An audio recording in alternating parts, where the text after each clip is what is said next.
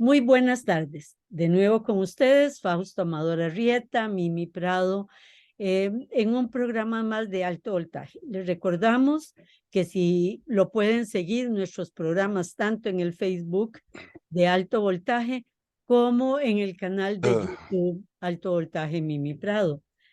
El tema de hoy no es sobre una región en particular, un país, el manejo de la geopolítica mundial, sino más bien es un tema mucho más conceptual.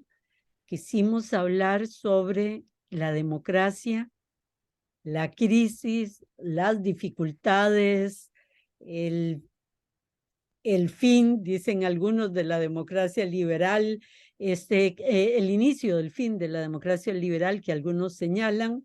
Bueno, el tema de hoy es la democracia. Esa palabra griega que significa el gobierno del pueblo y que, ¿por qué? Porque las decisiones en la antigua Atenas eran tomadas por los ciudadanos. Claro que debemos recordar que ni las mujeres, ni los niños, ni los esclavos participaban de esta votación, pero la democracia liberal, que es en la que nosotros vivimos, que se fundamenta en los tres poderes, en la división, perdón, de poderes, que se fundamenta en la igualdad, en la búsqueda del respeto de los derechos fundamentales de los ciudadanos. Esa democracia liberal en que vivimos, que desde que se firmó la Carta de Naciones Unidas hace 75 años, bajo el lema de nosotros los pueblos, esa Naciones Unidas y todos hemos apoyado para que se desarrolle en el mundo entero. Pero bueno, hoy día constatamos también todos que esa democracia está en retroceso, que se ha vuelto los mundos autoritarios mucho más represivos, que han cedido la democracia frente a regímenes híbridos y que se está debilitando a lo largo y ancho del mundo el Estado de Derecho. Según la Fundación IDEA, en los últimos 5 años son más los países que se mueven al autoritarismo que los que se mueven en la dirección democrática. Y IDEA, es decir, aquí estoy citando a IDEA, hace las siguientes preguntas. ¿Qué tan enferma está la democracia?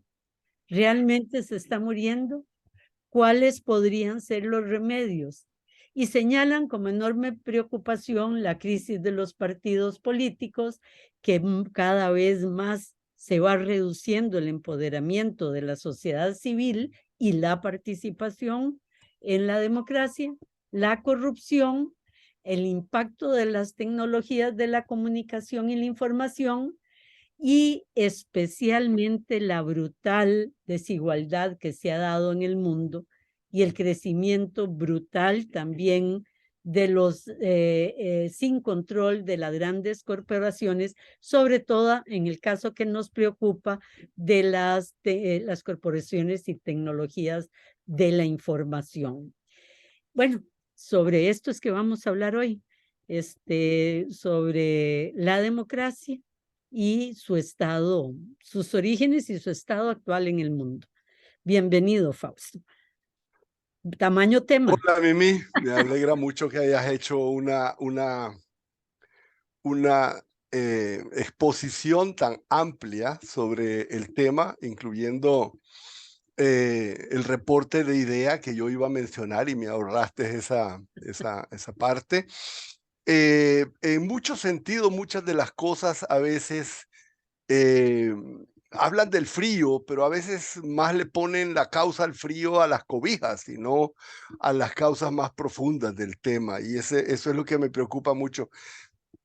En particular, cuando se habla del riesgo democrático y se dice hay que poner atención en esto, hay que poner atención en lo otro, eso parecería que no ponen protagonistas. ¿Quién es el que tiene que poner atención y qué debe hacer si pone atención? ¿O es que debemos concentrarnos todos, apretar mucho y ponernos a ver y ya con mucha atención ya la democracia resuelve? Es realmente la palabra poner atención es saltarse las responsabilidades que realmente se tienen. Pero bueno, vamos al tema. A mí me llamó mucho la atención un hermoso artículo de Gustavo Román Jacobo de Ajá. ayer, que se llama Nuestra fractura es una vieja fractura, y él habla ahí claramente, dice que Costa Rica se une al resto de los países del mundo en lo que él llama el ocaso de la democracia, que casi podría ser uno de los títulos de nuestra discusión.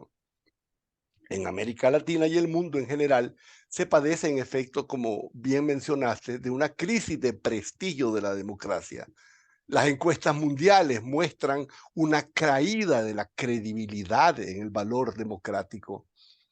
El corazón del prestigio democrático, sin embargo, es la capacidad que muestra el sistema político de crear condiciones de seguridad personal, satisfacción de vida, posibilidad de progreso y entornos donde sea posible la cohesión social de convivencia de sus ciudadanos.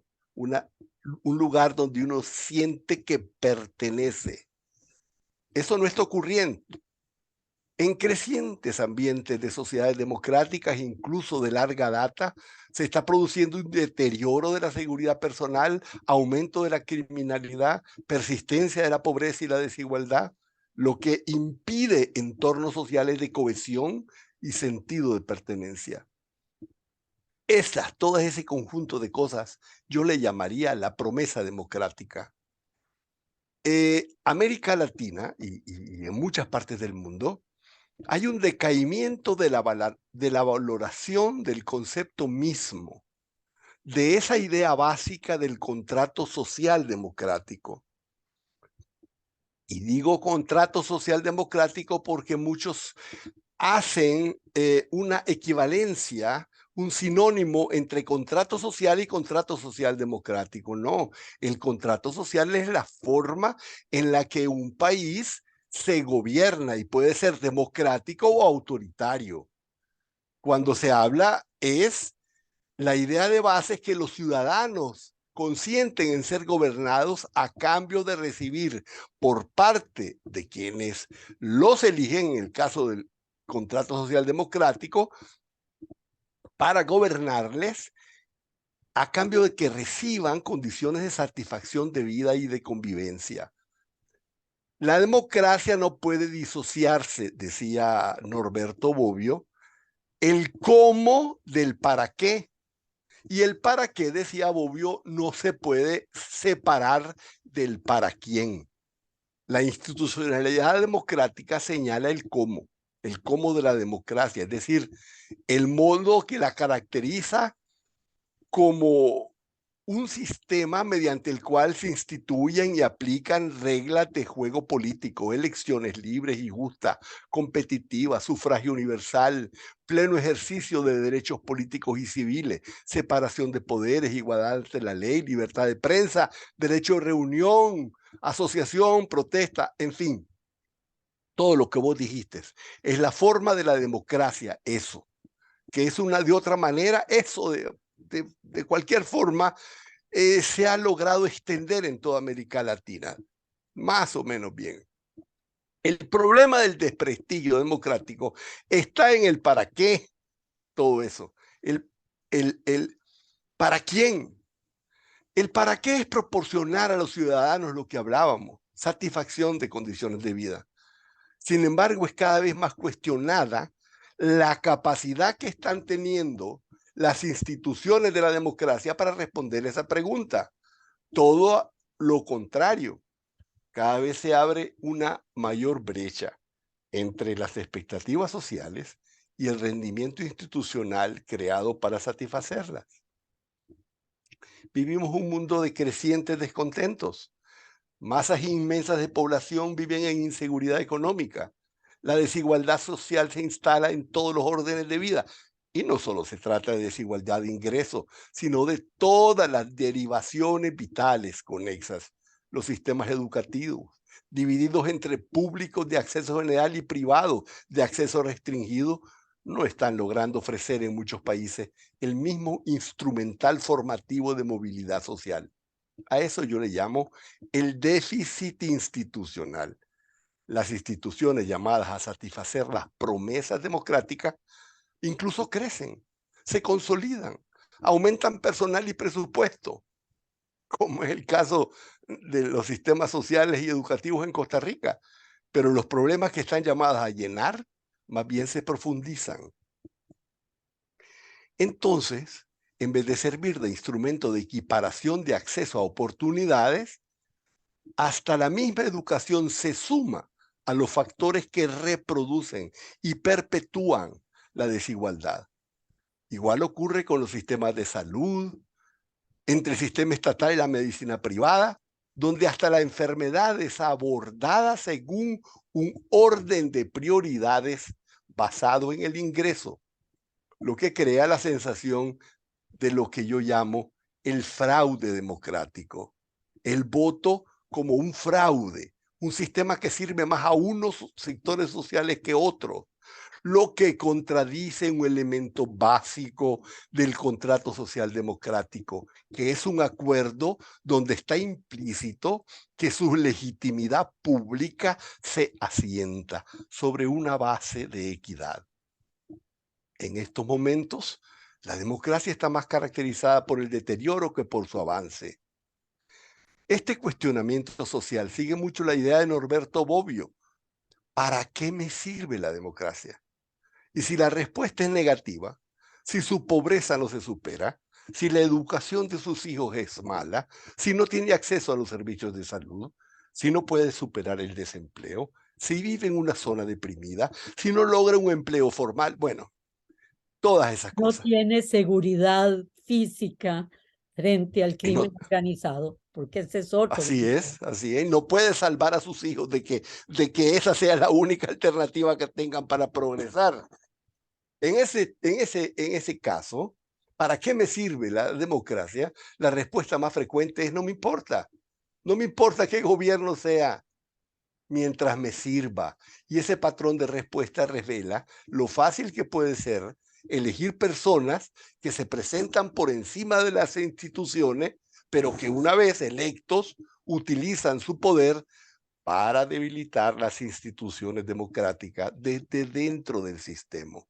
Es lo que se llama fragilidad democrática, vista una y otra vez, con toda claridad. Vos mencionabas el caso de lo que hablan el reporte de IDEA. En 2009, el 38% pensaba que un líder fuerte era una idea buena. 11 años después, el 52% es el que dice que es una idea buena. Llegado a este punto, tenemos que analizar que la democracia se desarrolla dentro de condiciones estructurales y en ellas se maneja. Y esas condiciones son el Estado y el mercado. Es el mapa conceptual del funcionamiento democrático. Todos los partidos, todas las ideologías, todas las propuestas se sitúan como respuestas algebraicas, donde X y Y pueden tener diferentes valores y cuando se suman te da el orden democrático que estás viviendo. La democracia es una forma política de un Estado, decía Norberto Bobbio, que administra el capitalismo. Como sistema de Estado democrático se basa en la igualdad política. Como sistema de organización de la vida en común, es una entidad superior reguladora del mercado que administra el capitalismo, fuente natural de desigualdad económica. Entonces va a vivir dentro de una continua puja, dentro de una continua contradicción, que son las disyuntivas democráticas. Cómo administrar las instituciones del Estado para que el mercado no desvíe sus propósitos, no acentúe en ella la desigualdad que le es propia al mercado. Ha habido, bueno, el triunfo del neoliberalismo es que el mercado sea el que decida cómo funcionan las instituciones, o sea, el colmo de los colmos. Pero bueno, a partir de la igualdad política, se buscan o no se buscan mecanismos para enfrentar la desigualdad económica, porque la desigualdad económica determina la supervivencia de la democracia. La igualdad política, que es sustento de la democracia, coexiste con el mercado y el capitalismo, que es un sistema de desigualdad económica. Eso nos introduce en el corazón de la democracia su sistema de partidos y la búsqueda del poder político, que va a estar siempre en puja entre intereses sociales y económicos contrapuestos. Los partidos se sitúan en esa bisectriz entre la libertad económica y, y la responsabilidad política. Los partidos patronales aprendieron a valorar la democracia, tanto contra las arbitrariedades de los gobiernos autoritarios como contra la incertidumbre de levantamientos sociales. De hecho, la democracia nació como democracia de propietarios, así nació al comienzo. Para votar se necesitaba tener una propiedad. Eran concebidos como baluarte contra el despotismo. Los partidos patronales, sin embargo, con el curso de los años, fueron diseñados no solo para que los gobiernos favorezcan sus intereses, sino también para evitar que el movimiento popular, que entiende su participación partidario, no se convierta en mayoría política que afecte sus intereses. Por otro lado, los partidos de las clases trabajadoras aprendieron a valorar la democracia para utilizar su influencia en los sectores populares para llegar al poder y desde el poder organizar su bienestar social, administrar las economías capitalistas llenando al mismo tiempo sus expectativas de vida. El resultado de esa puja es lo que yo llamo el compromiso democrático.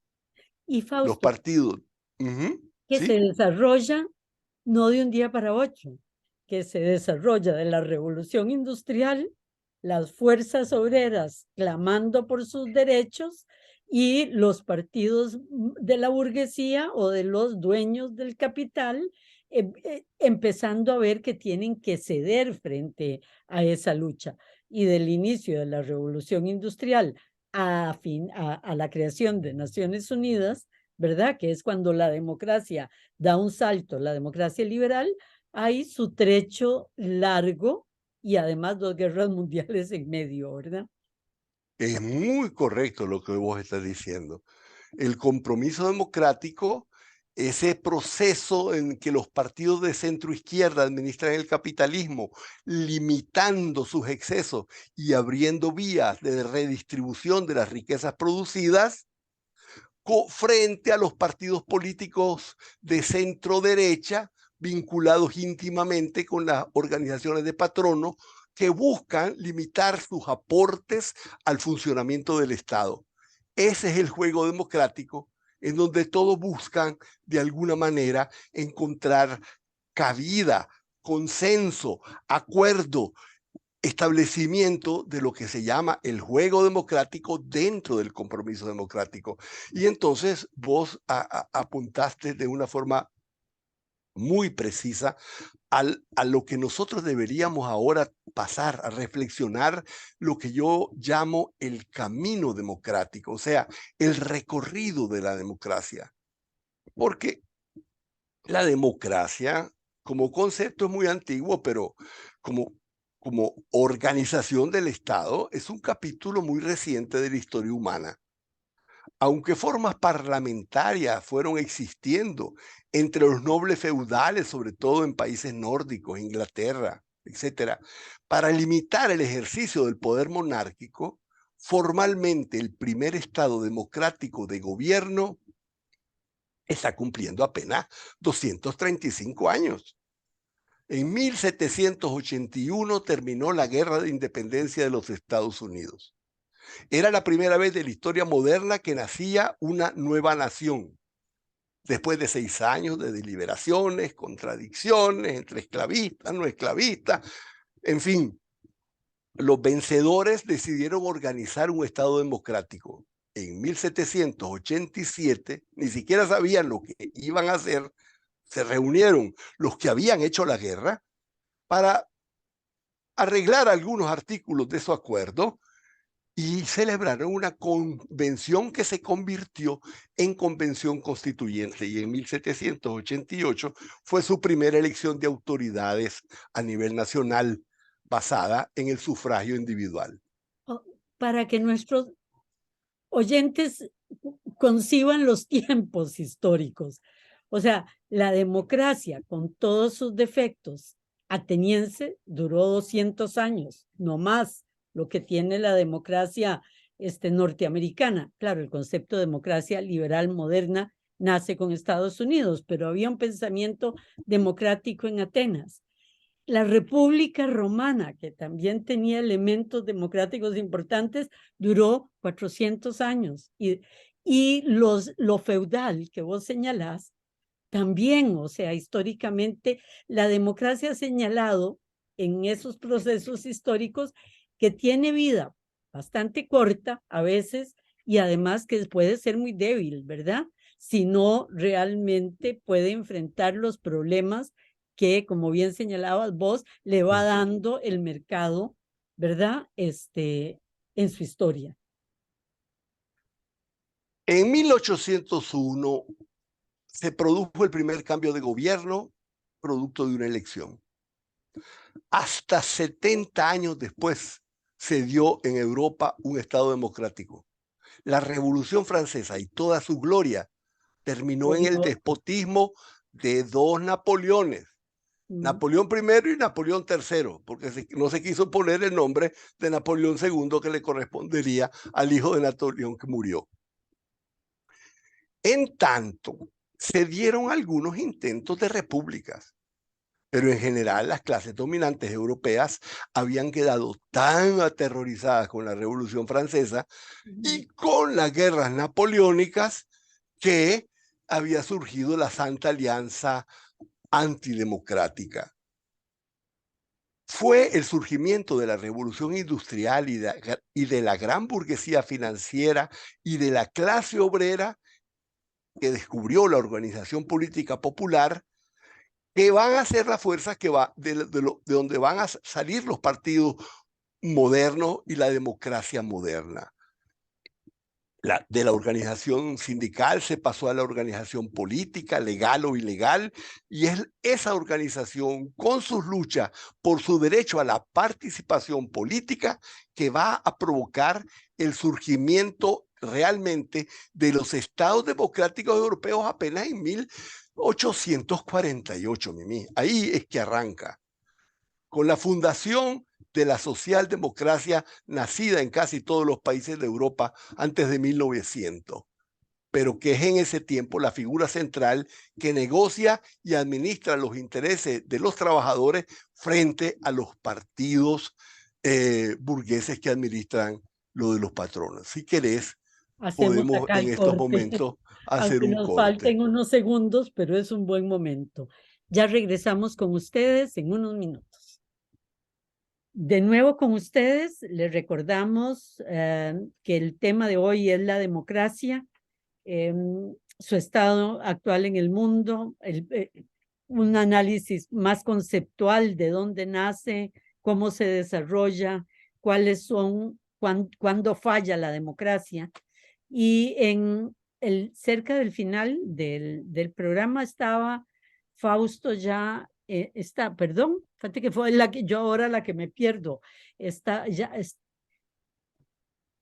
Básicamente, estábamos hablando de que del surgimiento de las democracias en Europa, ¿verdad? Después de la primera democracia tal como las conocemos ahora, que es los Estados Unidos, después de la Revolución Norteamericana. Bueno, dicho así muy en resumen de lo anterior, en los Estados Unidos se produce el primer Estado democrático, luego, poquitos años después, surge la Revolución Francesa. La Revolución Francesa tiene una convención que produce la primera constitución, llamémosle democrática europea, y el primer gobierno constitucional europeo, pero las guerras de intervención y después las guerras napoleónicas dejaron aterrorizado a Europa. Se produjo con la derrota de Napoleón la Santa Alianza y pasaron 70 años antes de que hubiera alguna forma democrática. Bueno, estábamos en eso cuando podemos decir que la democracia quedó paralizada. Existía solamente en los Estados Unidos y solamente para los blancos y para los hombres. Como los atenienses. Si te Y das como los cuenta, antes, se repite, los esclavos, los negros, los niños fuera y sí, las así mujeres es, así fuera. es, así es, así es. Bueno, la revolución industrial va a producir a los grandes protagonistas de la democracia que conocemos. Produce la revolución industrial con la fábrica a la burguesía industrial y de ella se deriva la burguesía financiera, que va a ser la burguesía colonizadora. Y la revolución industrial y la fábrica producen a la clase obrera, que obviamente, tremendamente explotada, descubre La primero la organización. organización social propia y evidentemente muy rápido, muy rápido en Inglaterra y luego en toda Europa la organización política popular. De esas fuerzas nacen los partidos políticos modernos, es decir, los partidos del centro, ¿verdad? Lo del centro izquierda y del centro derecha. Y los partidos extremos también van a dar alrededor, porque en la extrema izquierda van a estar los anarquistas, que no van a querer participar en la democracia, y a la extrema derecha van a estar las fuerzas monárquicas o profascistas que tampoco van a querer participar de la democracia Más o que van a adelante, participar para hacerle daño. y más adelante, Bueno, los fascistas y los comunistas, ¿verdad? sí, Más en adelante. ese momento, esos son las grandes fuerzas en las que se mueven. De la organización sindical se pasa a la organización política, Partidaria. legal o ilegal, porque en algunos lugares no los permitían. Y es esa organización política con sus luchas por su derecho a la participación política que va a provocar el surgimiento de los estados democráticos europeos. La socialdemocracia, nacida en casi todos los países de Europa antes de 1900, es en ese tiempo la figura central que negocia y administra los intereses políticos y sociales de los trabajadores. La socialdemocracia defendía el sufragio universal como un medio para conseguir la victoria. Vamos a ver cómo se produce en Inglaterra su primer acceso al poder para conseguir la victoria de sus grandes ideas. Y tienen como meta el socialismo, esa gran palabra que va a acompañarnos hasta el día de hoy. Según sus más lúcidos representantes, la democracia se había transformado en conquista y herramienta popular. Así fue concebida.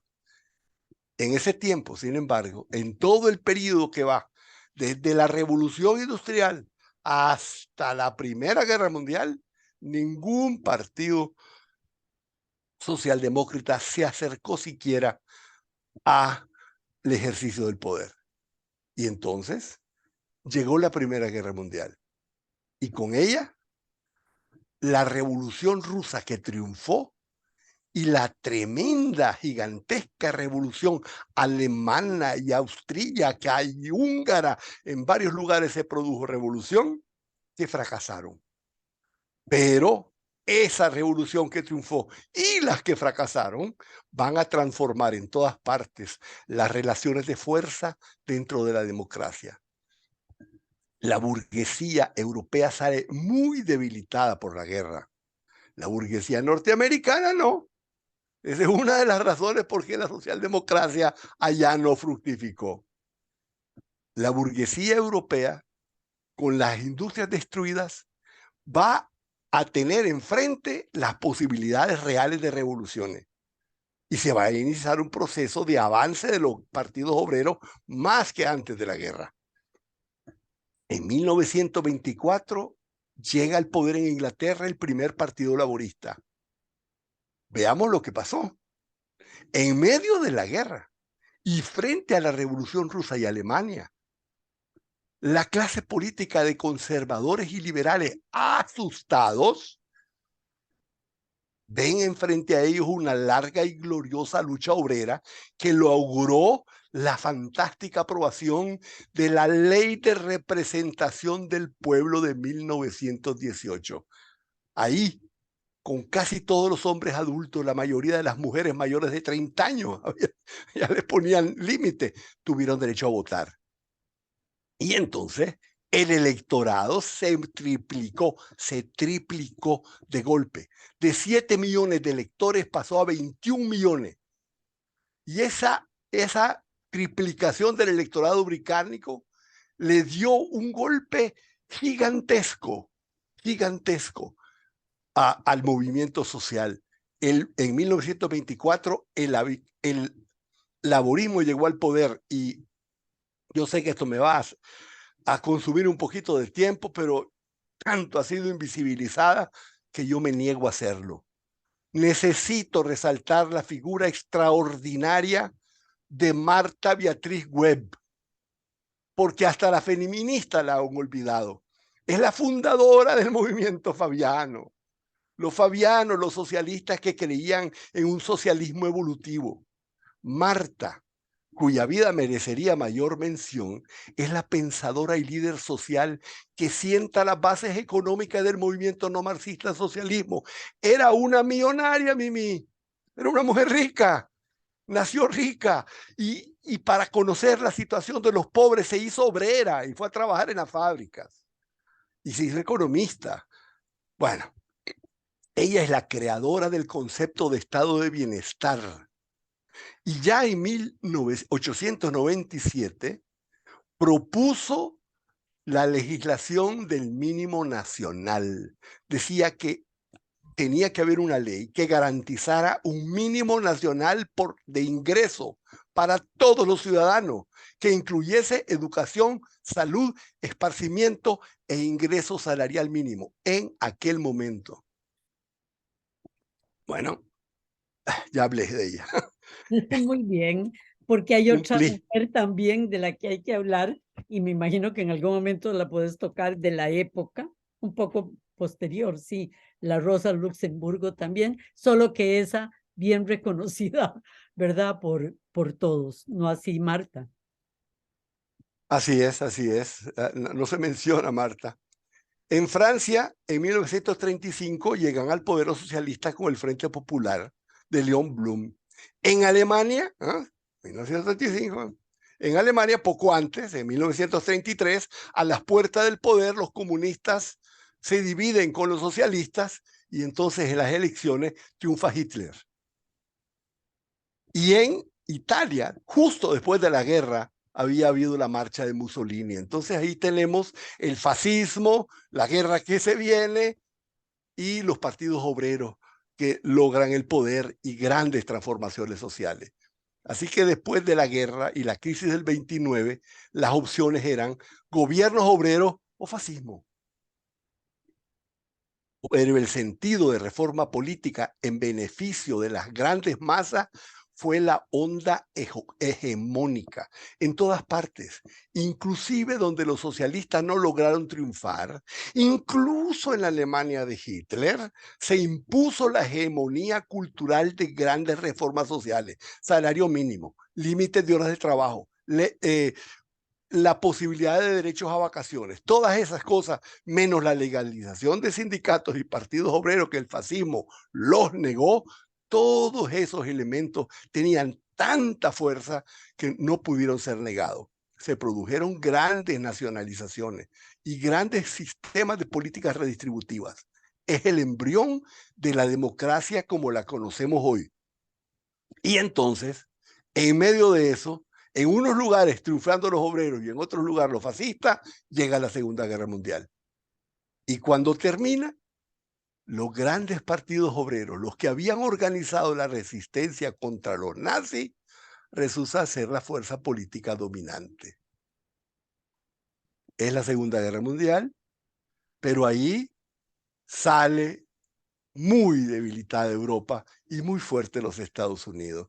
Y comienza la Guerra Fría ya con otros protagonistas. Antes de la El Guerra mu Fría hay un periodo interesante en Estados Unidos, que es el de Roosevelt, que es quien podríamos hablar que el presidente inclinado hacia la socialdemocracia, tal como le estaban viendo los europeos, ¿verdad? Ahí se da unas respuestas muy interesantes, pero muy cortas en plazo, porque es pero Roosevelt.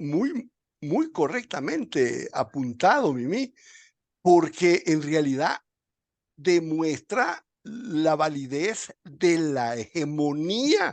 la hegemonía internacional que tenían las ideas sociales y las reformas sociales, porque Roosevelt hace la reforma de la seguridad social, que es una copia de la seguridad social fabiana de Exacto. Inglaterra. Pero bueno, termina la guerra, comienza la Guerra Fría, el mundo dividido en bloques bajo hegemonía de los Estados Unidos. Pero aquí, Mimi, te quiero decir que la consigna de Occidente no era la democracia, era parar el comunismo. ¿Cómo parar el comunismo? Es diferente donde hay grandes partidos obreros que donde no hay grandes partidos obreros. En la Europa de grandes partidos comunistas, el peligro del comunismo obliga a hacer concesiones.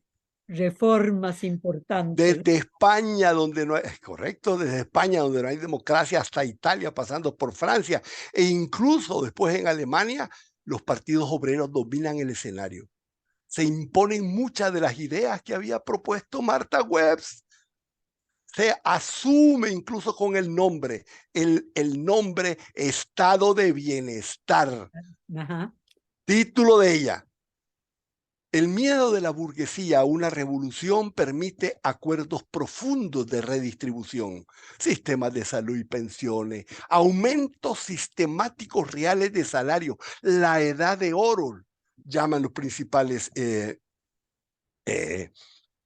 pensadores modernos que están hablando de estas cosas, sistemas de impuestos progresivos, ahí nacen y se imponen con una enorme fuerza y con esa cantidad enorme de impuestos que ponen pueden financiar el estado de bienestar. Y los Bueno, estados nórdicos empiezan también a desarrollar su mundo. claro, pero en el resto del mundo, la bandera de Occidente era el mundo libre, es decir, libertad de mercado, no democracia.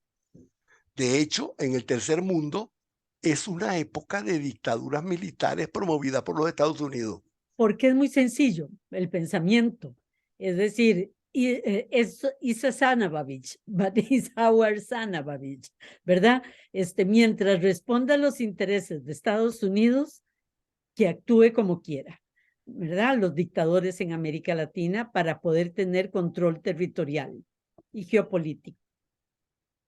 Sí, desde el punto de vista político, de lo que se trata no solamente es de los intereses de los Estados Unidos, sino fundamentalmente es de los Para, intereses del capital en cada lugar, de la libertad, mundo libre, pero es el mundo libre de la empresa privada.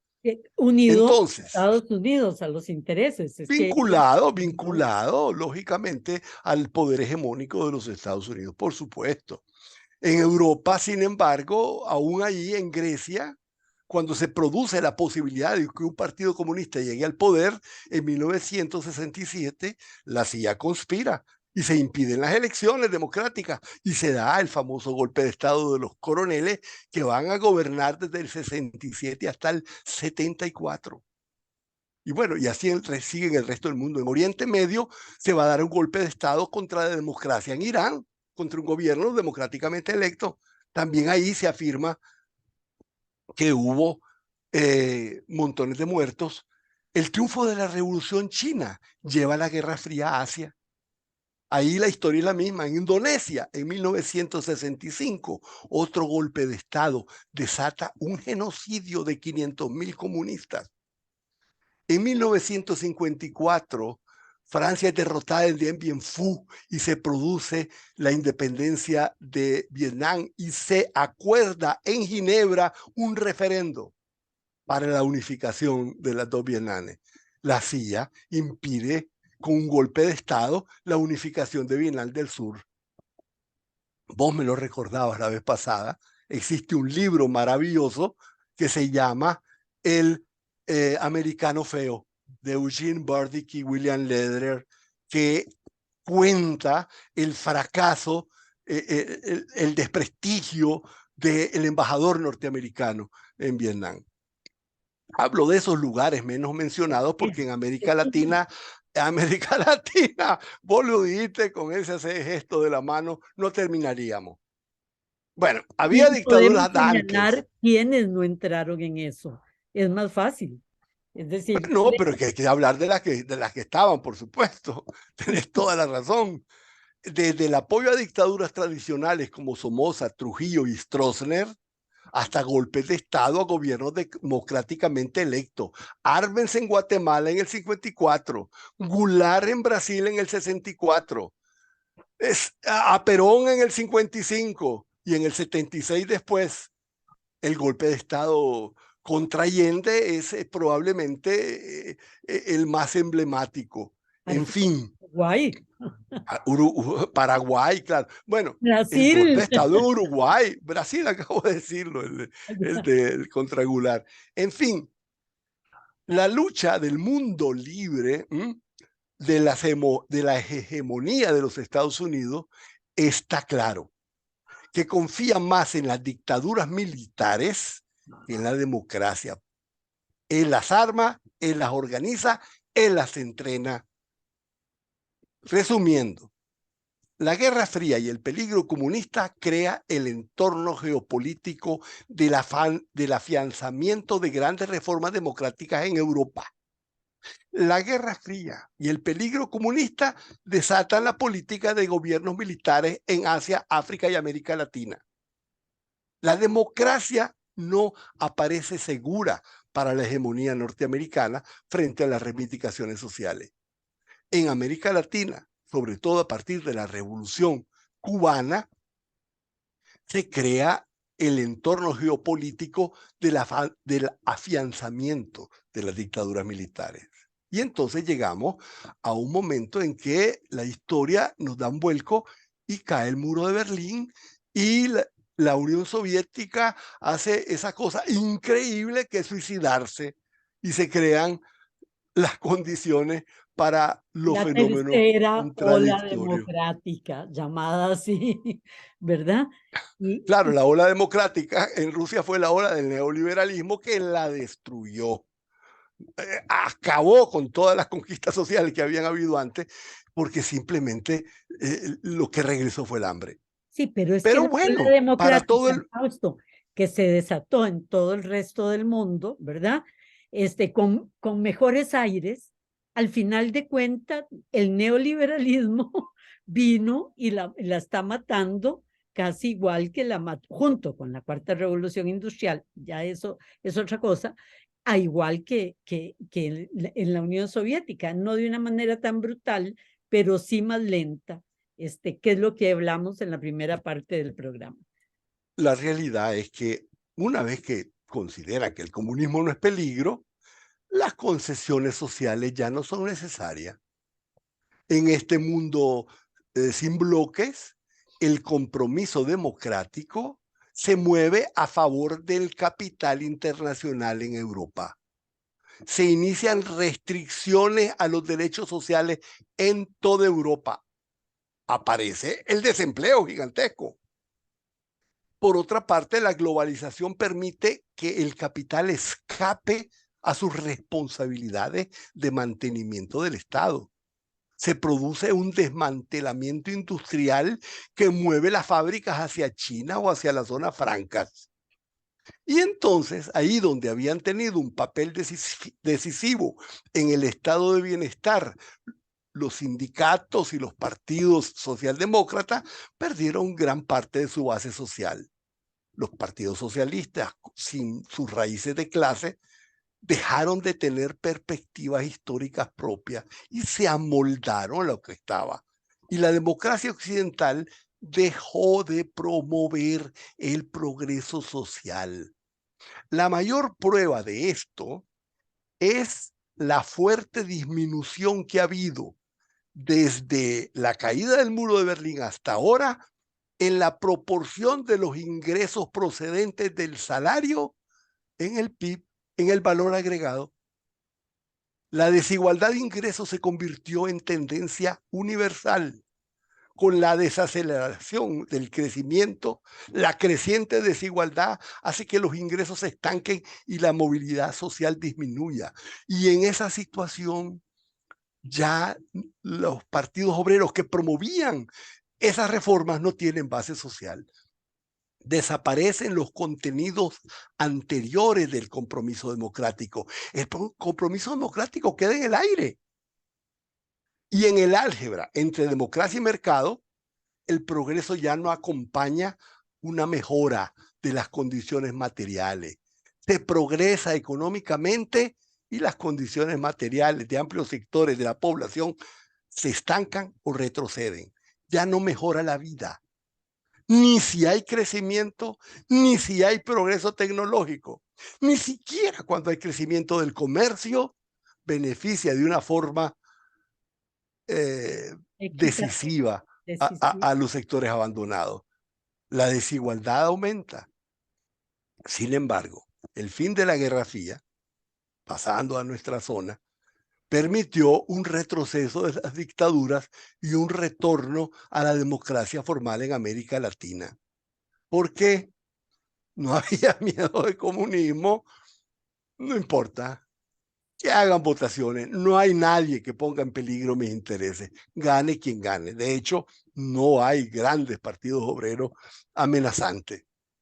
Pero esa democracia va a estar dentro de la lógica neocolonialista extractivista, donde la globalización determina las prioridades económicas. E incluso en los países de fuertes tradiciones democráticas, los avances van a estar bastante ligados al comercio exterior de los sectores que se benefician de él. Bueno, aquí, esa es la situación. Porque el tiempo se nos acabó, pero quería decirle a nuestros oyentes que el próximo programa es un seguimiento de este. Y en realidad ya no son este crisis de la democracia contestando otro tipo de preguntas. Es el modelo neoliberal, la globalización y la cuarta revolución industrial la que va a impedir que mantenga su vida sana la democracia, y nos veremos en otro tipo de regímenes frente a eso. Es las tecnologías de la información las que impiden la relación de los partidos políticos, del gobierno, y produciendo una fragmentación enorme y un control enorme sobre la ciudadanía. Es el fin de la democracia neoliberal, es el cambio climático también parte de esto. Es que son miles de las interrogaciones y, como decía Fausto, no nos podemos quedar en una porque entonces la visión es muy chata de lo que realmente está pasando y estamos viviendo en este momento. Fausto, me hacen señales de que cortamos antes. ¿Tendrías un minuto para el cierre? Me parece muy bien, Mimi, porque esto es interesante. Decir que lo que vamos a ver la próxima vez va a partir del otro gran fenómeno, la guerra de Ucrania y el fin de la globalización, porque es ahí en donde se enmarca todos los elementos. Vamos a contar cuáles son las fuerzas, los protagonistas, lo que se está viviendo, las perspectivas, porque aquí lo que tenemos que saber es que la crisis de la democracia, el ocaso de la democracia, es el ocaso de los protagonistas fundamentales de la democracia y de los avances sociales. De una nueva forma de producción y por tanto de organización social posiblemente. Bueno, Claro. buenas tardes, nos vemos la próxima semana con todo este tema a desarrollar. Muchas gracias.